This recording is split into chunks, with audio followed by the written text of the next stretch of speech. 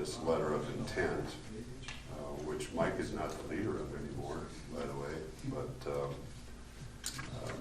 that they are willing to do what they did with the skate park and commit a certain dollar amount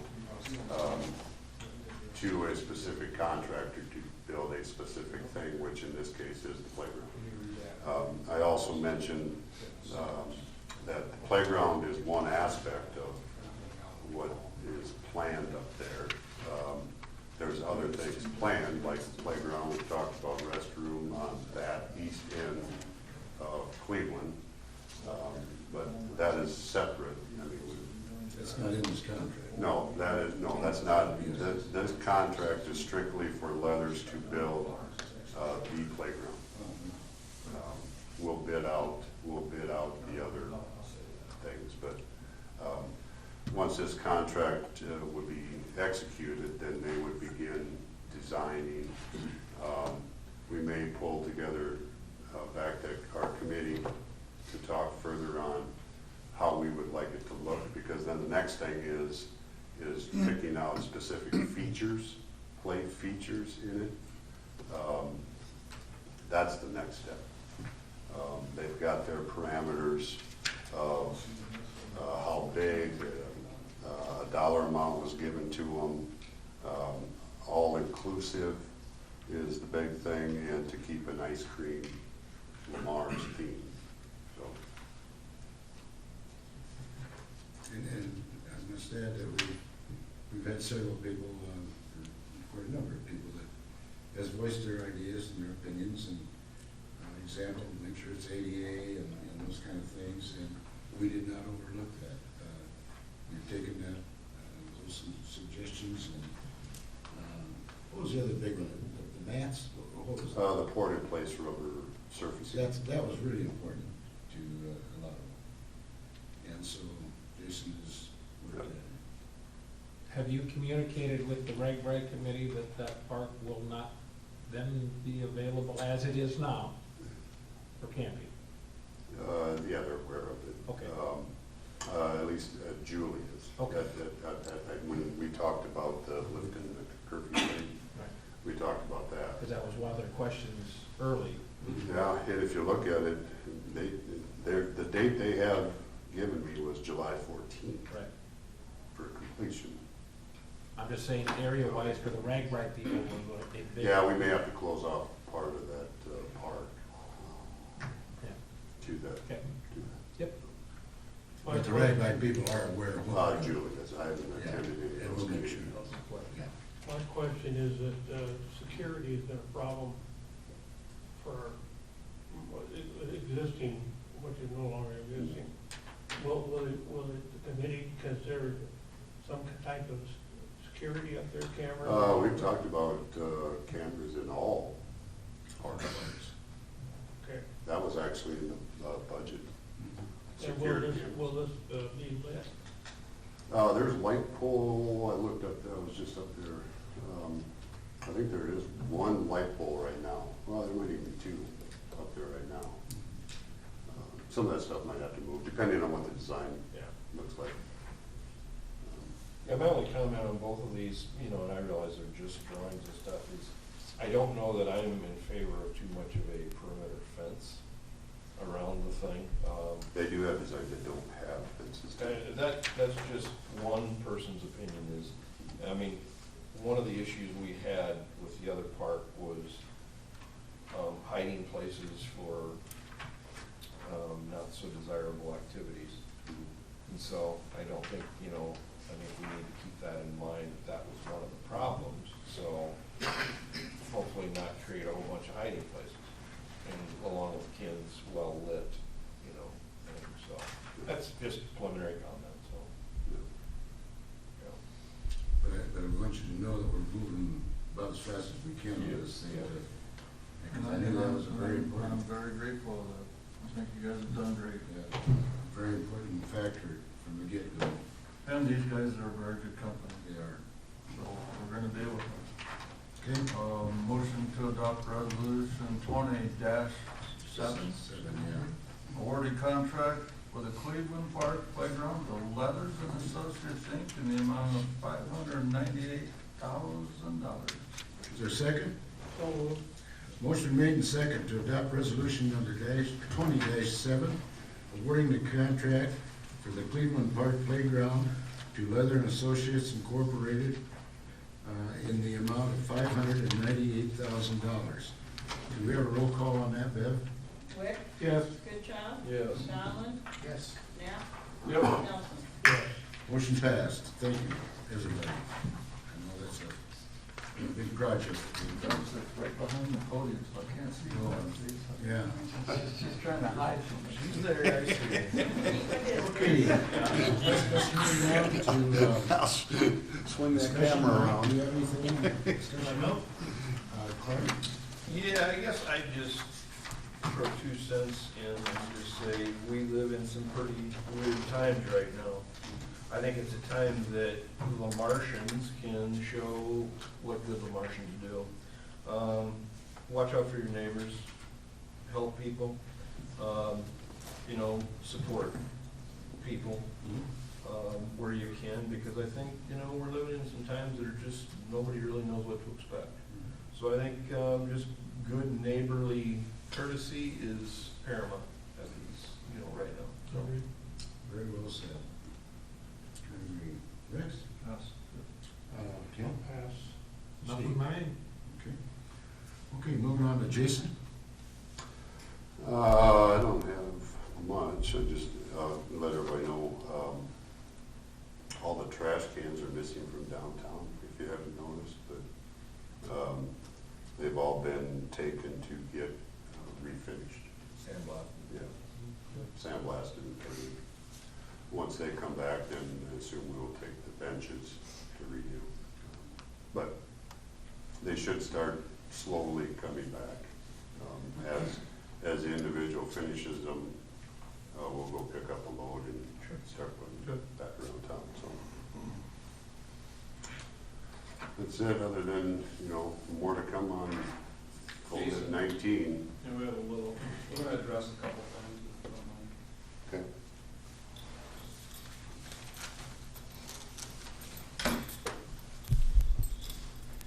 I want to address the order from our governor. First of all, I think Clark said it best. I think we as a community have an opportunity here to stand up, take care of our neighbors, and I think we can prove that we're going to come out of this okay. There's some scare right now, there's some concerns, there's worry, a little bit of panic, but we got to remember that our safety and health is more important than our inconvenience. So we're going to get through these next couple of weeks, and then we're going to reevaluate things. Us as a community, I think, are going to survive, and we're going to be fine. However, there are some things that we need to do as a community, and this is coming from the governor of the state of Iowa. So I'm going to read some changes that she implemented today at noon. So the governor of the state of Iowa, in conjunction with the Iowa Department of Public Health, has hereby ordered effective noon today, March 17, continuing until midnight on March 31, 2020. Unfortunately, all restaurants and bars are hereby closed to the general public, except that permits applicable by law. Basically, if they have a carry-out or delivery service or pickup, they can still be in operation, but they will be closed to the general public. Along with that, any fitness center is closed to the general public. Casinos and gaming facilities, luckily we don't have any. Our theater will be closed. Unfortunately. Mass gatherings, this is going to become important. Our churches and community groups need to start talking because they do need to cease operations until the end of March. So that is included in that. Any event with more than 10 people or more or planned large gatherings or events must be canceled or postponed until the termination of this disaster. The senior center and adult daycare facilities, which are already closed down, must be for 2 weeks. So again, this is going to be an inconvenience. This is going to hit our businesses hard, but I truly believe we can come out of this. And I hope in 2 weeks we can start seeing the light at the end of the tunnel.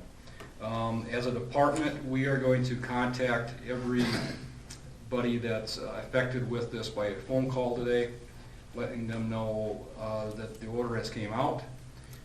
We ask for voluntary compliance. We think that is going to be the case. And if we have to, we'll knock on doors later with a hand copy explaining things to folks as well. So Any mention of daycare? You said adult daycare, what about children? there That has has not been touched yet. not been addressed. It needs to I thought be touched. she, yeah, it's not in Maybe there. I that'll thought she come up in the mentioned call. it in her news conference yesterday. It might be a question for her at your conference call today, but it's not addressed in here. Yeah, I know. I thought she mentioned there would be relief or something for daycare or something like It's gonna be tricky. We'll address that at 2 o'clock. Okay. There are several things in this proclamation, so please look it up online. The actual proclamation, the emergency proclamation, other than what Chief Vandevek stated, is until April 16th. So the restaurant thing, the fitness centers, the theaters, that sort of stuff is till March 31st, as he stated. The rest of the proclamation goes until April 16th. And that talks about we don't have to renew driver's licenses, we don't have to re-register our cars right now. Trucks can run overweight to deliver products. The grocery stores are going to remain open. And so as Councilman Goodchild said, everybody's panicking a little bit, but calm down. The supplies will be there. You know, you got to give them a chance to restock. I've never seen anything like this in the stores here in town. They've had record selling compared to even Christmas time right now. I just tell people, share with your neighbor if you have some and they don't have any, because we have bombarded these stores so hard. You can go online and Amazon's having trouble getting things out or getting products. So please, please, please use common sense. I want the citizens to know your public safety departments are working hard. We've got rules besides these that we're having to follow. We're trying to make sure we keep our people healthy and staffed to take care of the public's needs when this does arise. Once you see more tests being done, you will see it get here, I'm sure, and then we'll deal with it. But please, if you are feeling ill, make a phone call to your doctor, and they've got a checklist to go through. Don't just show up at the doctor's office. Don't show up at the police department or the sheriff's office or the fire stations. Call your doctor first, they'll give you a checklist, and then they will make the determination on if you need to come in or you don't need to come in, if you can come in on your own, or if you need to come in by ambulance or whatever. But we have got contingency plans in place. We're making sure that we're keeping things staffed. We had an emergency meeting last night with the fire department, and we discussed things because I know people are having to stay home with children now, so that short staffs a lot of different industries, including our city staff and things like that. So we're making sure that we're staggering that out as best we can. And the best thing too is if you're sick, stay home. If you're sick with these symptoms, stay home. If it's your normal allergies or cold or anything like that, that's fine. But we're talking if you have the symptoms of breathing trouble, fever, cough, stay home. Stay home. And the reason they're having to do this is, if you watch lately, a lot of people aren't heeding the warning. And they're just trying to slow this so it's not a peak and overwhelm your fire, EMS, police departments, hospitals. We're trying to taper it out so that we can handle all of it, because it is a huge number. So with that said, go online, look at the governor's proclamation. Please heed the warnings. Please do what you're told. As of right now, we haven't heard on the daycare situation. I'm sure that's going to be addressed. They started to talk about it, but I know they're worried about where all the kids are going to go. It's not the best option to give them to grandpa and grandma or the elderly right now, because they're the most susceptible to problems. So more to come on that, and I'm sure City Administrator Becerra will put out something after the 2 o'clock thing. I think you're going to see more city facilities and things affected, but just rest assured the services to keep the city government operating through fire, police, ambulance, water, wastewater, and things like that are all in check. You can drink our tap water. It has the chemicals in it to fight the coronavirus, so the coronavirus will not be in our water. You can drink our water, so you don't have to clean the store out of every bottled water like we've seen lately. Our water is okay. Just rest assured your city services are implementing the plan, and they're doing the job for you. And we'll continue to do that, and as the mayor said, try to keep everybody informed. But don't hesitate to call if you have any questions. Thanks. So just one nugget of good news with all that is that if the business does have to send you home because they're not doing any business, they can apply for unemployment. Unemployment will not count against that business's unemployment rate. It'll be listed separately, and they will get paid by unemployment, and the business won't be affected by unemployment. That came down this morning, so, you know, everybody's trying to do their part, but it's just some little nugget out there, because there will be people that don't have the hours, or they just don't have the business. And if they get laid off, unemployment is available, and people should utilize it. Any other questions for anybody? I keep things on a positive side, and I know one case is one too many, but I do think that we've been very blessed. Number one, there's been, to our knowledge, no breakthrough in the city of Mars, Woodbury County, Plymouth County, and I'm very happy about that, personally. For now. For now, right. Okay. Jacob, you have something, buddy? I do have something today. Yeah, I guess Dave did mention it. We did get another FEMA check, this last week, just as I mentioned that, those are still coming in. It is. And then also in light of the coronavirus, I just wanted to, I know Jason mentioned earlier, City Hall is still open, people can still bring their payments in. And that may change, may not. But I did want to make people aware of the other options we have for receiving payments. And just, I know maybe not everybody's aware of those or not. So people can call into the office here, and we receive credit and debit card payments over the phone.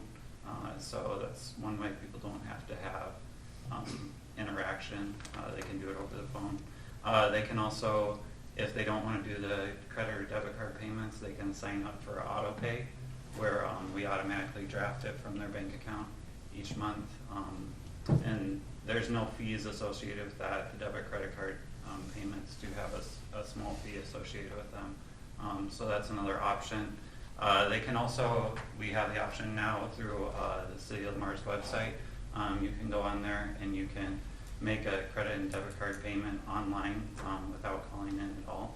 And then we also have the Dropbox at City Hall here, so people can feel free to drop off their payment there. I would recommend with that doing it through check instead of cash. I know quite a few people still do come in and pay with cash. So if you do pay with cash, I mean, we're still accepting cash. But checks are better. If you do drop off a cash payment in the Dropbox and it's more than the amount, that will just get credited to their account. So you might have a small credit running into the next month. And then you can always mail your payments too. So. I have one question, Jacob. Spanish people or the speaking people, are we gonna put up any signs with their, to show them the directions? We have not yet, but we can discuss that and address that issue. Because we Yep. do get quite a few of those. Yes, we do. Yeah. Question on electronic paying of the water bill. We had, actually did Karen did it, and paid the bill that way, but for whatever reason, there was like a 5-day delay. And There is a delay with the online, so depending on what time of day you do it, I think the processing is supposed to be within 2 business days. So if you do it over a weekend, or say you do it on a Friday, it might not start those business days until like the Monday of next week. So there is a slight delay with that. if a person makes a payment, is there a way for us to not penalize them for not having it paid on that date? I think we do get an email notification right away that they have made a payment, and so we could definitely look into that and make sure that we don't Check it out. cause late fees. Did you get a penalty, Kim? Huh? Did you get a penalty? Yeah. I mean, it's very minor, but if we can adjust the Right. system or Make it easier for people. Yep. on your end to help. Okay, anything else? No, that's it. Thanks, Jacob. Yep. Envelopes up there, too, Jacob? Can you Yes, drop the yes, money there on is, it? there is an envelope. Yeah, So- I believe so. Use the envelope, stuff your money in the Right. envelope. Yeah, if you're gonna leave cash, make sure that you have it in an envelope, you have your account number on there, so that we can get it on the right account. Don't just leave cash in there. Mr. Ask, is there anything else for the cause of the meeting today? If there isn't, we'll be going into closed session at this time. I'll make a motion to enter closed session under Iowa Code Section 21.51J, where the disclosure of the discussion of the purchase or sale of real estate would be to the disadvantage of the city. Second to the motion. Motion made and second to establish closed session under the Iowa Code Section 21.51J, where the disclosure of the discussion of the purchase of the sale of real estate would be to the disadvantage of the city. We have roll call on that, Beth? Yep. Yes. Yes. Yes. Yes. Motion carried, Rick.